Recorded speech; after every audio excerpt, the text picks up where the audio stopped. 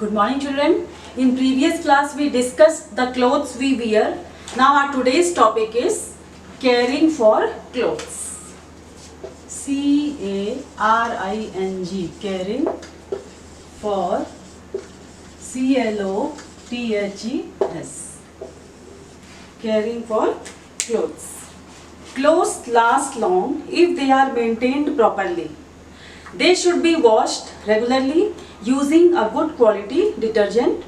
They should be rinsed thoroughly to remove the soap. They should be squeezed properly and dried on strings or hangers. Cotton clothes need to be ironed after every wash. Clothes last long if they are maintained properly. They should be washed with a good quality detergent. And they should be washed regularly. Okay? We should rinse them thoroughly after washing them so that the soap is removed. After that, squeeze the clothes properly and dry on the strings or on the hangers. Cotton clothes can be ironed after every wash. Means clothes जो है लंबे समय तक तब तक रहते हैं जब तक उनका मेंटेन अच्छी तरह से होता है, मतलब उनके रख रखाव अच्छी तरह से होते हैं. और कैसे हम कर सकते हैं रख रखाव? उन्हें रेगुलरली वॉश करना चाहिए, मतलब उन्हें लगातार गंदे होने पे तुरंत वॉश कर लेना चाहिए और अच्छे डिटर्जेंट से वॉश करना चाहिए. ओके? और उनको अच्छे से रिंस करना चाहिए. वॉश करने के बाद अच्छे से उनको रिंस करना चाहिए, मतलब अच्छे से उनको धोना चाहिए जिससे कि उन क्लोथ्स में जो साबुन है, सोप है, वो अच्छे से निकल जाए. अच्छे से रिंस करने के बाद फिर उसे स्क्वीज करना चाहिए. स्क्वीज मतलब निचोड़ना. कपड़ों को अच्छे से स्क्वीज करना चाहिए. फिर उन्हें स्ट्रिंग्स में या हैंगर्स में अच्छे से टांग देना चाहिए.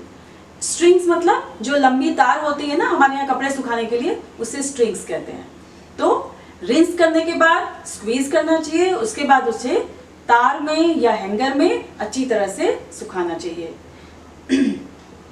कॉटन क्लोथ्स को वॉश करने के बाद, सुखाने के बाद आयरन करना चाहिए. मीन्स उनमें प्रेस करना चाहिए जिससे कि उनकी सिलवटें जो है वो, रिंकल्स जो है वो हट जाएं और वो नए जैसे लगे. कॉटन क्लोथ्स अक्सर प्रेस करने के बाद, आयरन के बाद एकदम नए लगते हैं, इसलिए उन्हें वॉश करने के बाद आयरन करना चाहिए. Okay? Woollen and silk clothes should be washed using a gentle soap. Colored clothes should be dried in shade. Delicate clothes needs to be dry cleaned. A patient's clothes must be washed by adding antiseptic lotion to the detergent water. Woolen and silk clothes need special care. Before being packed, they should be dried in the sun. We should keep mothballs or dried neem leaves between the folds of woolen clothes. These keep the insects away. Clothes that are taken care of and stored properly last longer. We should never wear torn or dirty clothes. Dirty clothes may cause skin diseases. Woolen or silk clothes should be washed using a gentle soap. Okay? And the colored clothes should be dried in the shade. The clothes which are delicate, they should be dry cleaned. No need to wash them, we can give them for dry cleaning. And the patient's clothes, they should be washed by adding antiseptic lotion to the detergent powder. Antiseptic lotions means you can add Savlon, Dettol, like this. Okay? Patient's clothes, first we have to rinse them in antiseptic lotion. When we add detergent powder, we can add antiseptic lotion also along with detergent powder. Woolen and silk clothes need special care because they are delicate. Before being packed, they should be dried in the sun. Okay? So that the germs and other impurities may come out. We should keep mothballs or neem leaves in the folds of these clothes, between the folds of these clothes. Mothballs or neem leaves should be kept between the folds of these woolen or silk clothes.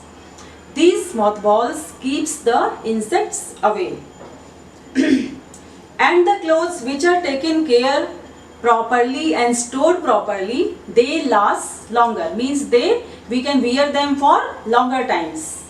They don't turn early or they are good for long time. We can wear them for long time. We should never wear torn or dirty clothes. Dirty clothes may cause skin diseases. Okay, they are harmful for our skin because germs are there in it and we can have skin infection.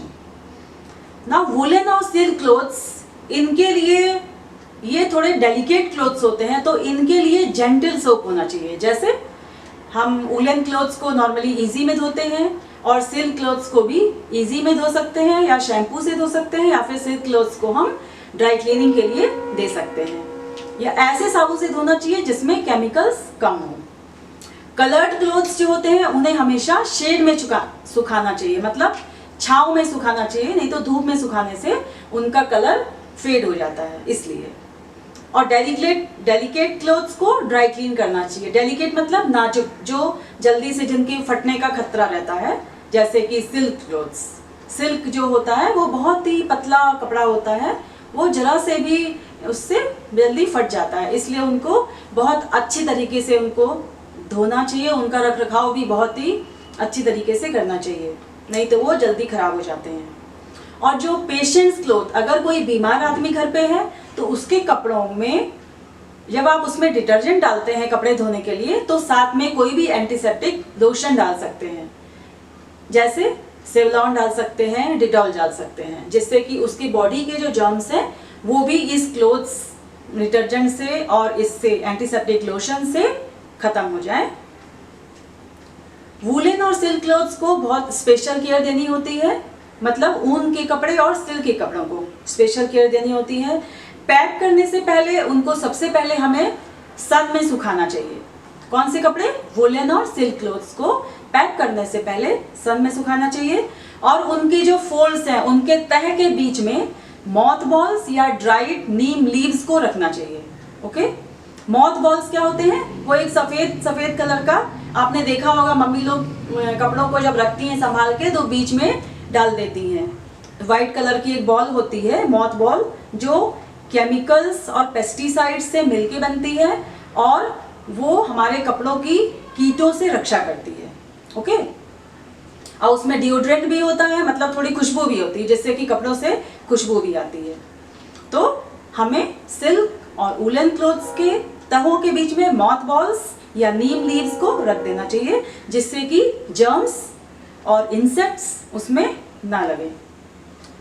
Clothes जिनका अच्छे से care किया जाता है, देखभाल की जाती है और अच्छे से पैक किया जाता है और अच्छे से उनको स्टोर किया जाता है, मतलब उनका रख रखाव अच्छे से किया जाता है, वो कपड़े ज़्यादा दिन तक चलते हैं. लास्ट लॉन्गर मतलब ज़्यादा दिन तक चलते हैं, हम उन्हें ज़्यादा दिन पहन सकते हैं. अगर हम अच्छे से उनकी देखभाल नहीं करेंगे तो जल्दी कपड़े फट जाएंगे और हमें फिर जल्दी ही दूसरे कपड़े लेने होंगे. इसलिए हमें अपने कपड़ों की देखभाल खुद से अच्छी तरीके से करनी चाहिए. जैसे आप लोग हैं आते हैं गंदे कपड़े फेंक देते हैं या गंदे कपड़ों को और मौजों को दोबारा यूज़ कर लेते हैं, ये सब चीज़ नहीं करना चाहिए. एक बार कपड़े गंदे हो जाएं उनको तुरंत वॉश करने के लिए डाल देना चाहिए, जिससे कि डर्टी जर्म्स, जो डर्टी कपड़े होते हैं उसमें जर्म्स होते हैं, वो जर्म्स फिर आपके बॉडी में आकर के आपके बॉडी में इन्फेक्शन कर सकते हैं. हमें कभी भी फटे या डर्टी कपड़े तो नहीं पहनने चाहिए, क्योंकि डर्टी कपड़े में जो जर्म्स होते हैं, गंदगी होती है, उससे हमारे स्किन में डिजीज हो सकती है, स्किन इन्फेक्शन हो सकता है. Okay, now fact, moth balls are round and wide and look like big marbles. They have a very strong unusual smell. They are chemical balls which prevent the clothes from mould और moth larvae. Moth balls जो होते हैं वे round colour का, white colour के balls होते हैं, वो मार्बल के जैसे, मार्बल्स होती है ना गोली वाली, वैसी होती हैं. उनमें बड़ी मतलब बहुत तेज महक होती है, जिससे कि हमारे कपड़ों से भी बाद में महक आती है. वे क्या होते हैं? केमिकल्स बॉल्स होते हैं और उनमें ऑर्डर मतलब अच्छी स्मेल होती है, डिओड्रेंट होती है, जिससे कि मॉथ, एक तरह का कीड़ा होता है मॉथ लार्वी, उसके लार्वा भी हमारे कपड़े में कभी कभी लगते हैं. तो उस कीट से बचाने के लिए हम मॉथ बॉल्स को रखते हैं, और ज़्यादातर वो मॉथ लार्वीज जो होते हैं वो सिल्क वुलन क्लोथ्स में जल्दी पकड़ लेते हैं, और इसलिए हम उन कपड़ों को जब स्टोर करते हैं तो उसके बीच में, उनके तहों के बीच में हम मॉथ बॉल्स रख देते हैं. Okay, now this much, now the lesson is complete.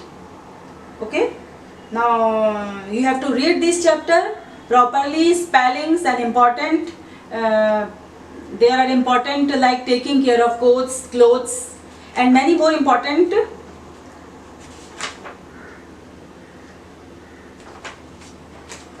topics are there. So you have to read the chapter properly and learn those topics, and in next class we will discuss the exercises. Okay, I will give you exercises to write in your science copy. Now this much for today's session. Now your homework is that you have to read this chapter. Okay, till then stay safe, stay at home, keep on learning. Thank you children.